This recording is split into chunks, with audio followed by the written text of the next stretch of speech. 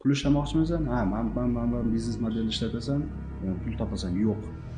Kasbingiz o'sha kasbda nima qildingiz hayotingizda? Sababini qildingizmi o'sha cho'qqisiga yetish uchun, professor bo'lish uchun? Har bitta kasbni masalan inson tanladimi, biznesmenlikni shunday qilginki, cho'qqisiga yetib boraman deb. Tabibni yo'lini tanladingmi, butun dunyoga taniyman. Masalan, nimaga Hindistonda hozir Turkiyaga nisbatan Turkiya, Hindiston, Koreya meditsinskiy turizm juda oshib ketgan. Cho'qqisiga yetgan.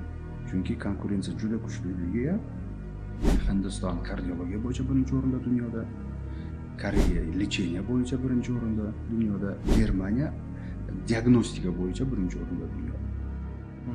Nimani hisobiga? Tanlagan yo'lini aql bilan, qalb bilan, yuragi bilan tanlagan. Bo'ldi. Bu mening yo'lim hayotimda. Shunaqa darajada ishlaymanki, shunaqa darajada rivojlanamanki, oxirigacha boraman.